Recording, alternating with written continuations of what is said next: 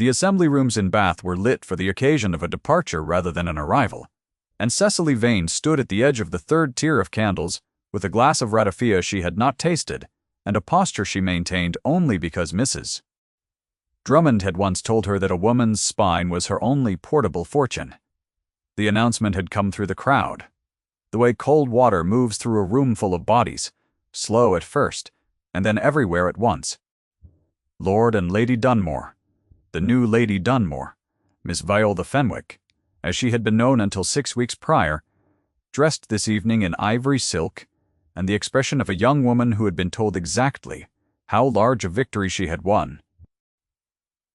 She stood beside Gideon Ashmore on the far side of the room, and Gideon stood, as he always had stood, with the particular ease of a man who believed the world was arranged specifically for his comfort. Cecily did not move. She did not spill the ratafia. She did not make a sound that the woman beside her, Lady Hargrove, whose companion she had been these 8 months past, would need to explain to anyone in the room. She simply held the fact of it, the way one holds a stone that has been heating in a fire.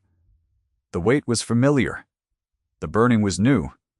She had been told the document was signed. She had been given a copy and instructed by Mr. Plack, Follow, Gideon's solicitor, that it was complete, and that she was, in the eyes of both law and God, free. She had believed it, because she had needed to believe it, because to believe otherwise would have required her to remain in a marriage that had already cost her more than she could calculate in a currency anyone else would recognize. She turned her face toward the candles. She breathed carefully. She told herself this was none of her business. She did not yet know that she was still married to him. She did not yet know that in the offices of a man named Edmund Calder, in a set of rooms on Pulteney Street, not 4 streets from where she stood, the document Mr. Ray Follow had pressed into her hands 14 months ago had been examined twice and with great attention, and found to be something that no ecclesiastical court in the kingdom would recognize as valid. She did not yet know any of this. She would know it before the week was finished. The particulars of Cecily's life before Bath were ones she had arranged with great deliberateness into a shape she could carry without bleeding. She had been Cecily Vane at 19, the youngest daughter of a Shropshire clergyman whose modest living had kept his family clothed and little else, when she had caught the attention of Lord Dunmore at a local assembly and mistaken his attention for the real thing. She had not been the only woman to make that mistake. She had simply been the one foolish enough to marry him.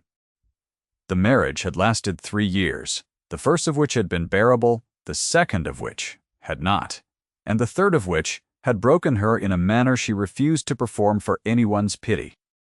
She had lost a child at the end of it, a boy of 6 months who had lived long enough to be named and no longer, and in the weeks of grief that followed, Gideon had become a stranger in their house, and then an absence in it.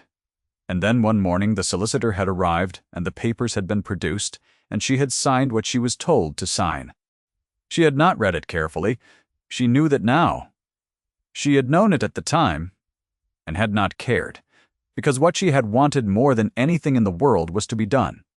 She had taken a position as companion to Lady Hargrove the following spring, and Bath had proven to be the kind of place where a woman of 23 with a quiet face and no particular reputation could be almost invisible, which was what she required. She answered Lady Hargrove's correspondence. She read aloud to Lady Hargrove on rainy evenings. She walked beside Lady Hargrove at the pump room and said sensible things about the water and whether the journey from Wells had been fatiguing. She wore plain gowns because she could afford no others, and because she had found, somewhat to her own surprise, that they suited her. She still wore the small garnet ring Gideon had given her on their engagement on her right hand, not from sentiment, but because it had been his grandmother's and she had liked his grandmother, who had died before she could discover what her grandson was. She had been, in the estimation of Bath, simply Lady Hargrove's companion, a quiet woman, of no particular circumstance. She had been, in fact, still married.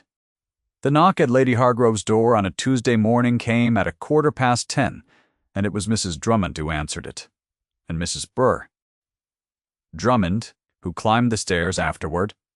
With the expression of a woman bearing information of a specific weight. "A Mr. Calder," Mrs. Drummond said. "He says he is the Earl of Orswick's man of affairs, though he has the look of the Earl himself if you ask me. He has asked to speak with you. Particularly, Miss Vane." "Not her ladyship. You." Cecily set down the correspondence she had been organizing. "His card," she said. Mrs. Drummond handed it over. "Edmund Calder," it read. The address was Pulteney Street. "Show him to the morning room," Cecily said. "Tell him I will be 5 minutes." She was 3. Wand. She came downstairs in the plain gray gown she had worn all morning and sat in the chair nearest the window, which gave her the light and gave him the shadow because she had learned, over the course of her marriage, that it was always preferable to see clearly than to be seen. The man who entered was not what she had expected from the card. She had expected someone clerical, someone narrow and apologetic in the way of men who bring difficult news on behalf of more important men. He was none of these things.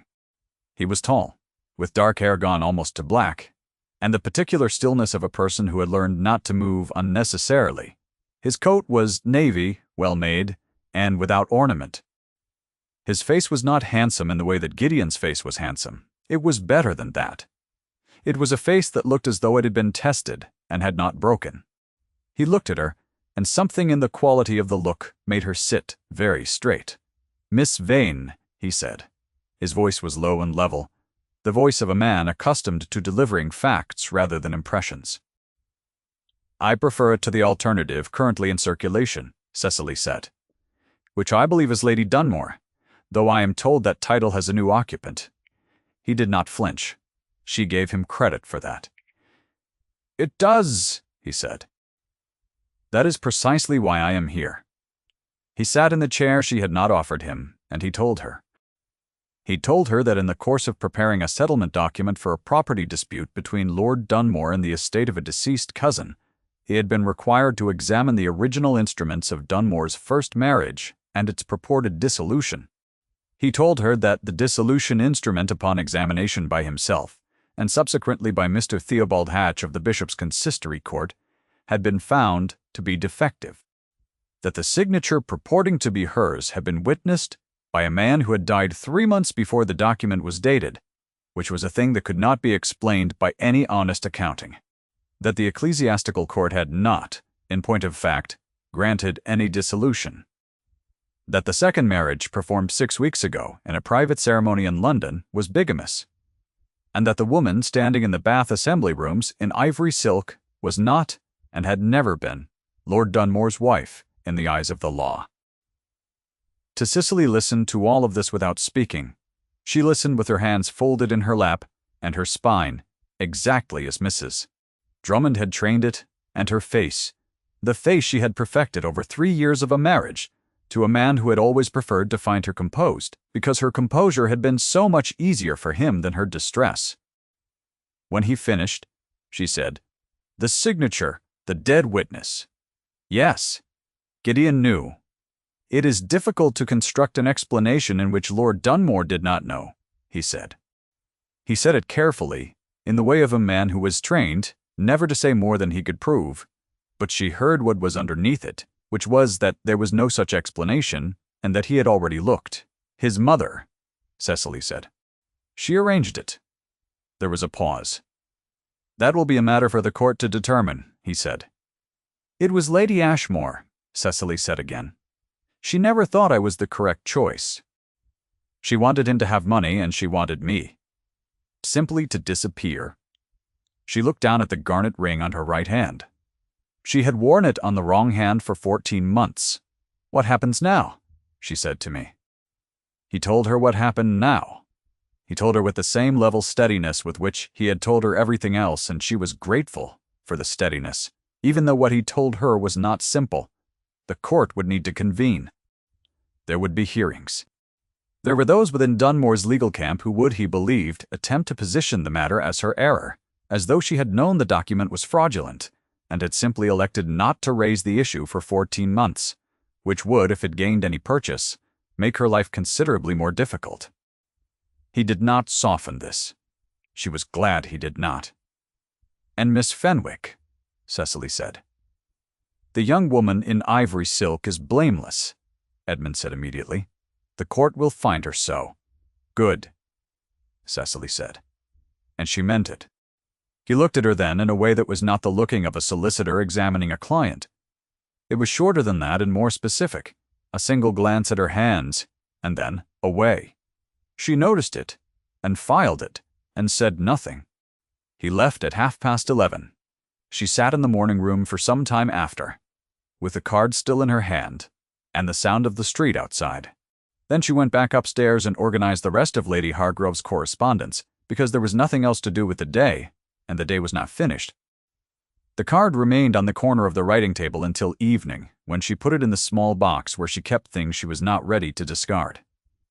She did not know yet that it would be the first of 4 such visits. The second came 3 days later, when he appeared again on Lady Hargrove's step to report that Dunmore's solicitors had filed a preliminary response to the court's inquiry. The third came the following Tuesday, with additional documentation and a question about her memory of the morning Mr. Fallow had produced the original instrument. The fourth came on a Friday afternoon when she had been reading aloud to Lady Hargrove in the upstairs sitting room, and Mrs. Drummond interrupted with an expression of studied neutrality that Cecily had learned to interpret as meaning that something was happening downstairs, that Mrs. Drummond considered of significance. It was on the second visit that Lady Ashmore appeared at the same address. Cecily did not witness this directly. She learned of it from Mrs. Drummond, who had been instructed to tell Mr. Ridd. Calder, who was expected at 2 o'clock, that he should wait in the downstairs sitting room when he arrived, and who had therefore been in the downstairs hall when Lady Ashmore's carriage arrived at 1:30. "She asked for you, Mrs. Calder," Drummond reported, with the careful precision of a woman who believed in accurate testimony. "I said you were not at home. She said she would leave her card and that her message for Mr. Firster Sector." Calder was simply this, that he should be careful about how energetically he championed the woman Dunmore thought he was rid of. She said it just so. Those words. The woman Dunmore thought he was rid of. Cecily looked at the card. Drummond held out, "Lady Ashmore." The handwriting on the back was neat and cold, and entirely certain of itself. She said the phrase as though she expected it to land somewhere. Cecily said. "She did," Mrs. Drummond said.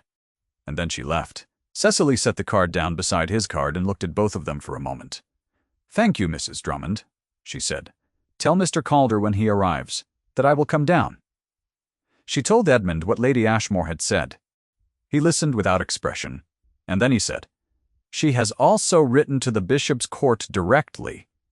She has implied that you were aware of the document's deficiency and declined to raise it because it served your purposes to do so." "My purposes," Cecily said. "The argument being advanced is that you were relieved to be separated from the marriage, that you had your own reasons for not pressing for a formal court dissolution, and that your reappearance now is motivated not by the discovery of the fraud, but by financial interest."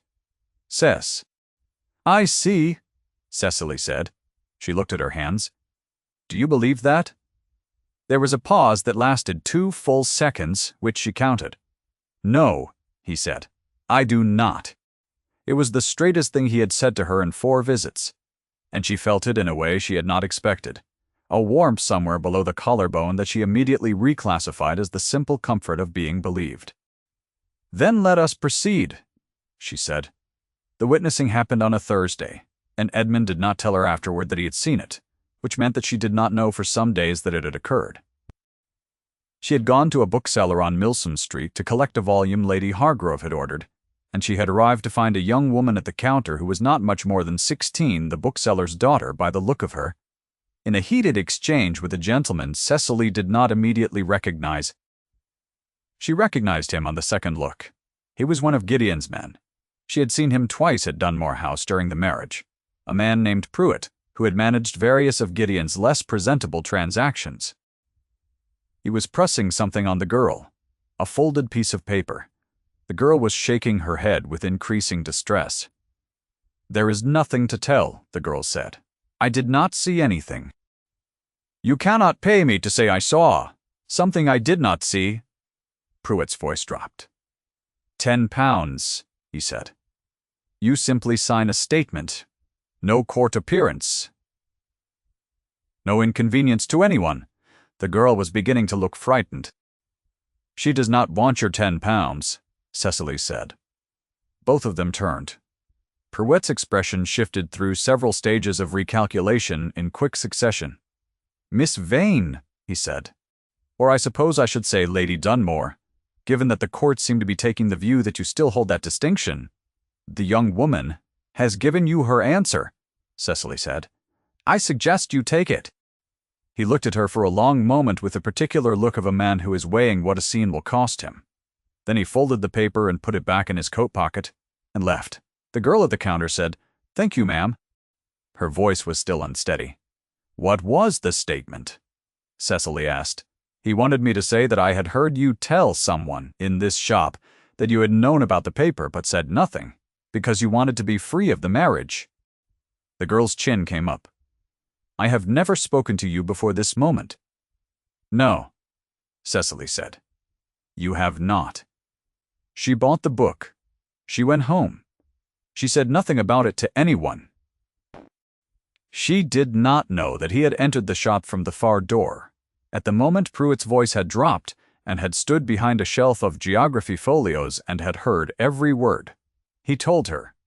Eventually.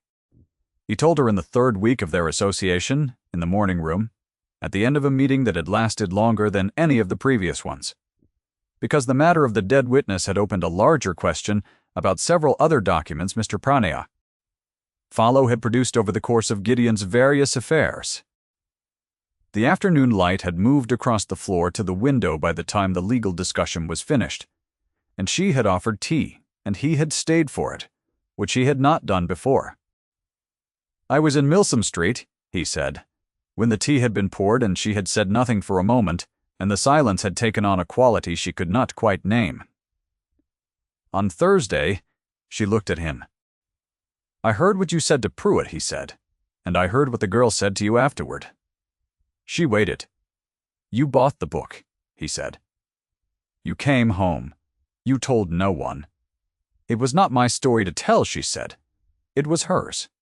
He looked at her with an expression she could not read, and then he looked at his tea. And he said, No, that is not why. She waited. You did not tell anyone, he said, because telling would have made it a weapon. And you have not been using weapons. She was quiet for a moment. They are generally available, she said. I have simply not found them worth the wait. He looked up from his tea. Something moved through his face. A specific thing, the kind of expression that appears on a face when it has recognized something it did not expect to recognize. It lasted only a moment. He set his cup down. He stood. He said, Good afternoon. She watched him leave, and did not look away from the door for longer than was sensible. That evening she moved the garnered ring from her right hand to hold it between her fingers, and then after a long moment, put it back where it had been. She asked Mrs. Tatian, Drummond the following morning, in the careful way she had learned to ask things she wanted to know without appearing to want to know them, whether she had any information about Mr. Calder's personal circumstances. Mrs. 60. Drummond, who had information about most things, said that Mr. Calder had been betrothed once to a Miss Hartley of Derbyshire, who had died of a fever 11 days before the wedding was to have taken place. That had been 8 years ago. He had been 22. He had not since shown any indication of wishing to repeat the experience. Cecily thanked Mrs. Drummond, and returned to Lady Hargrove's correspondence. She thought about a man of 22, sitting beside a piano, with 11 days left in it. She thought about what it did to a person, that kind of ending. How it could teach a person that all advance claims on a future were a kind of presumption. The world reserved the right to correct. She did not speak of it to Edmund. She simply held it, the way she had learned to hold difficult things. Carefully, and without display. The dark moment arrived, not through any action of Gideon's, but through a document, which was fitting. Since documents had been the mechanism of everything from the beginning. A formal notice from the Bishop's Consistory Court arrived at Lady Hargrove's house on a wet Wednesday morning. Mr. Bistede, Theobald Hatch, whose name she had come to know in the way one knows the names of things that will determine the next chapter of one's life, had signed it. The notice informed her that a hearing had been scheduled, and that at that hearing, in light of the evidence submitted by Dunmore's solicitors and the statement of Lady Ashmore, the court would be required to consider whether the original dissolution instrument, defective as it was, might be found to have been ratified by conduct, specifically by 14 months of conduct, consistent with the belief that the marriage had ended. She read this 3 times. Then she set it on the table and went to stand by the window. Ratified by conduct. It meant that 14 months of living as though she were free, of accepting a position as a companion, of building what small life she had managed to build, could be held against her as evidence that she had known and consented to the fiction. It meant that Gideon's lawyers had found a way to make her survival into a weapon and to fire it at her. It meant that the thing she had done to protect herself might become the evidence of her guilt. Mrs. Drummond found her at the window some time later and said in a voice stripped of its usual careful neutrality, "I have heard what they are saying about you in the market this morning. Mr. Pruitt has been very active." "What are they saying?" Cecily said. "That you are the woman Dunmore thought he was rid of," Mrs. Drummond said. "Pardon the phrase, Miss Vane. Those are his words, not mine. That you have come back now to take what you can from a situation that any decent woman would have let." Alone, Cecily turned from the window. Her face was quite still. "I see," she said. "I told Mrs. Pennington," said Mrs. Besson. Drummond, who was a woman of alliances and had maintained them for 30 years in Bath, that the only women who know what Lady Hargrove's Miss Vane has, and has not done, are Miss Vane herself, and God Almighty, and that Mrs. Bada Pennington would do well to wait for the court before she decided which of them to contradict. Cecily looked at her. "Thank you, Mrs. Drummond. I said the same to Mr. Finch at the lending library," Mrs. Drummond said. "And to Lady Hargrove's niece, who had the poor judgment to repeat it in my hearing." She went downstairs. Cecily stood in the room alone and thought, with a clarity that sometimes visits at the worst moments, that she had survived the miscarriage. She had survived the marriage. She had survived 14 months of building a life from nothing, on the assumption that the nothing was legitimately hers. She would survive this. Then she sat down and wrote a note to his offices on Pulteney Street. He came that afternoon. She showed him the notice.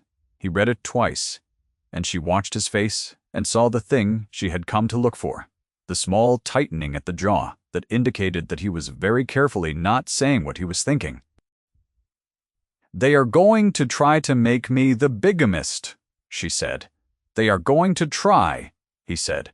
He set the notice on the table. "They will not succeed." "On what evidence?" she said, and it came out sharper than she intended. Not because she doubted him, but because she was tired. He looked at her, and then he said something she had not expected. "The girl at Milsom Street," he said. "Pruitt offered her £10 to sign a false statement. You stopped him. I witnessed it. That is the evidence." He paused. "And your letter to Mr. Fallow, the one in which you asked him to explain the terms of the dissolution before you signed. I found it in Fallow's files last week. He retained it. It establishes that you asked for an explanation, that you were told the document was complete and legally sound, and that you relied on that representation. That is not ratification by conduct. That is deception." She looked at him. "You did not tell me about the letter," she said. "I was waiting," he said, "to be certain it would survive a challenge to its provenance. I am certain now." A long moment passed. She could hear the rain against the window. "If you had told me last week," she said slowly, "I might have spent this week rather differently." He looked at the table. "Yes," he said.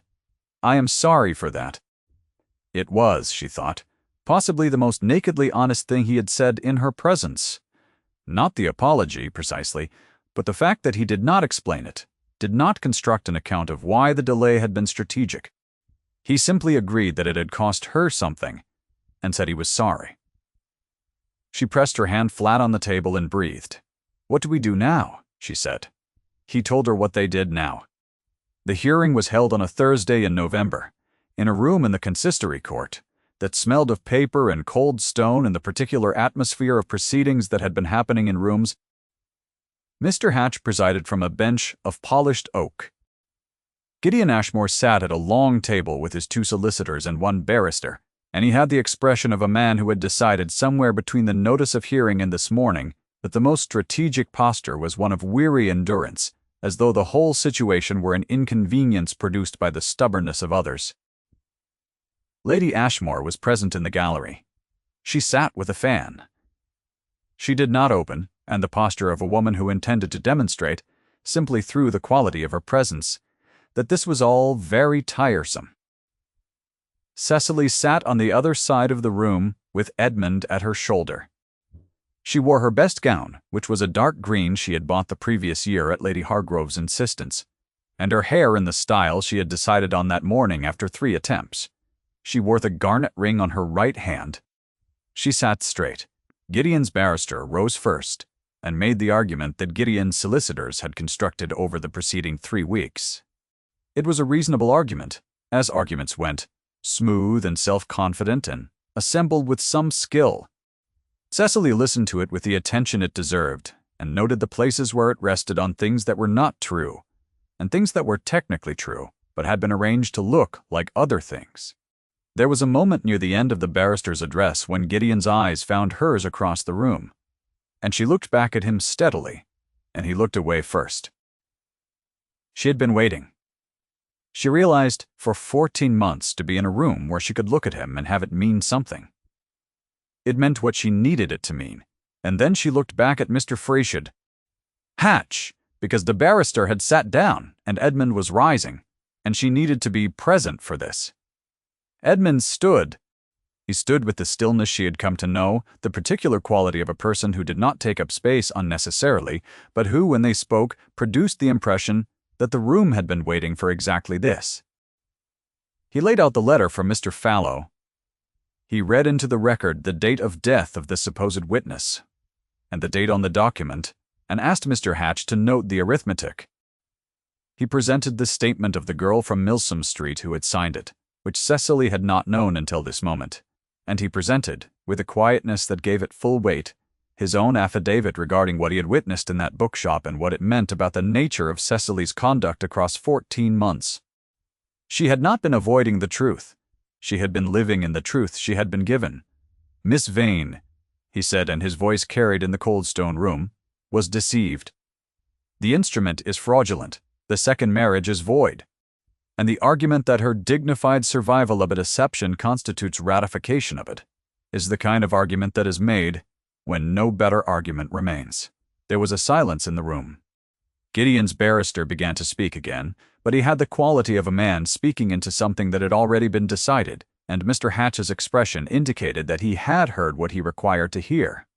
What happened next was brief and procedural. Mr. Hatch asked 2 questions. Edmund answered both. Gideon's solicitor attempted a 3rd avenue and was redirected. Lady Ashmore's fan moved once, very slightly, and then was still. The preliminary finding from the court was that the dissolution instrument was invalid, the second marriage therefore bigamous, and the matter of culpability to be determined in subsequent proceedings, at which Lord Dunmore would be required to answer, in more formal terms, for the state of his marital arrangements. Gideon stood from the table. He said something to his solicitor, quietly, that made the solicitor's mouth compress. He looked across the room at Cecily with an expression she could not name exactly, and he said so that the room could hear it. "You have made rather a great deal of trouble, for a great many people, madam. I hope you find it worth the effort." There was a pause. The room was still. Mr. Hatch had not yet retired. Edmund turned from the window where he had been gathering his papers. He came to stand beside Cecily, and he looked at Gideon across that quiet room, and he said, in the measured voice of a man who has chosen his words with care, "Lady Orswick, if you will permit me, stands here." He did not look at Cecily when he said it. He looked at Gideon. She felt it move through her the way warmth moves through cold hands. Specific, immediate, like the returning of something that had always been hers. Gideon looked at Edmund for a long moment, and then he looked at Cecily, and then he picked up his coat and walked out of the room. His solicitors followed. Lady Ashmore rose from her bench in the gallery with the rigid composure of a woman who had believed in a particular version of events until the moment she had not, and she moved through the room without speaking to anyone, and the door closed behind her. Mr. Hatch gathered his papers. He said without looking up that he would expect the formal documentation within a fortnight. He left through his private door. The room was then quite empty, except for Edmund and Cecily and Mr. Brew. Hatch's clerk, who was carefully not looking at either of them. If you have stayed through the quiet of all of this, through the long unfolding of what a single fraudulent document can cost a woman who did not know it was fraudulent, I am glad of your company. What comes next is smaller than what has come before. I think it is the part that matters most. Cecily stood in the stone room with the weak November light coming through the high windows, and the sound of the clerk's pen very faint, and the garnet ring on her right hand catching a thread of that pale light. Edmund stood a little to her left. He was not looking at her, he was looking at the window, she said. Lady Orswick. He said, if you will permit it. She looked at his profile. He was 40 years old if she was to be precise about it, or 34 if she was to be accurate, which she was. He had a scar she had not noticed for the first several weeks, a faint line through his right brow from something he had not explained. And his hair was dark, and his jaw was the kind of jaw that looked as though it had decided something once and had not changed its mind since. She said, this was not in the brief. He turned to look at her then, and his expression was the most unguarded she had seen it. Not open precisely, but no longer armored.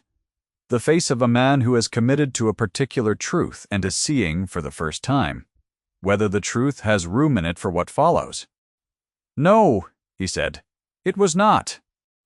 There was a considerable amount that needed to be said, she supposed, and a considerable amount of time required to say it.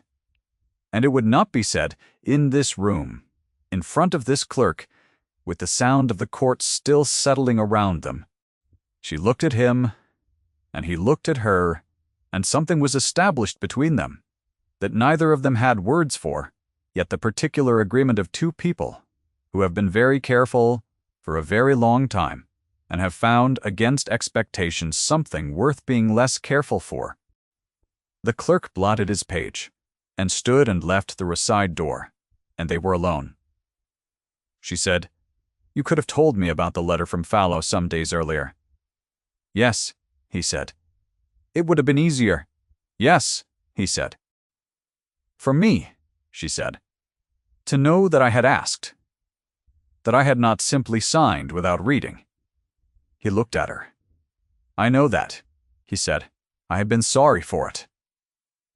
I believe you, she said. The space between them was not large.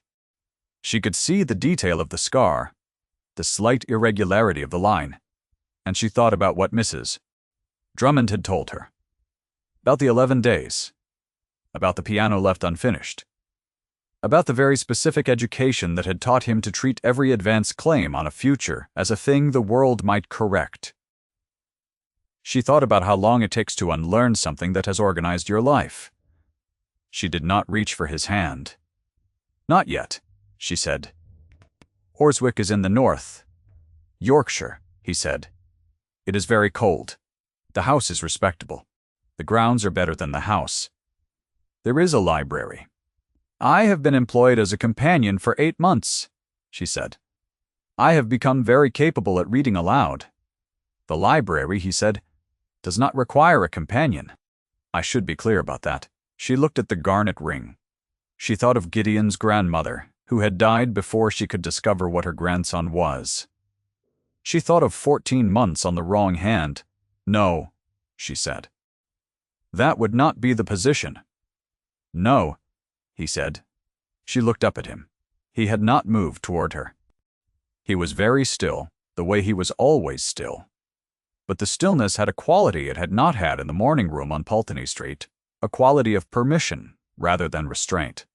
She lifted her right hand slightly, and he looked at it. At the small garnet ring in its plain gold setting, and she saw him understand, and she saw what the understanding cost him. And she was glad, after everything, that it cost him something, because things that cost nothing are generally not worth the keeping. This was his grandmother's, she said. Not his, I know, he said. She slid it from her right hand, and for a moment she held it between her fingers. Then she held out her left hand. He took the ring. He was not a man given to ceremony, or she thought he was not. But he held the ring for a moment in a way that was itself a kind of ceremony. The pause of a man who knows he is doing something that cannot be undone, and is choosing to do it slowly, because it deserves the weight. He put it on her finger. His hand was warm. His fingers held hers for a moment and then settled, and the warmth of them was more than she had expected, and she closed her eyes once very briefly. Not from distress, but from the sudden reality of it. The plain and unexpected fact of being here, in this room, with this man, with 14 months of careful, invisible survival behind her, and something she had not permitted herself to imagine ahead. "Yorkshire," she said when she opened her eyes. "Yorkshire," he said.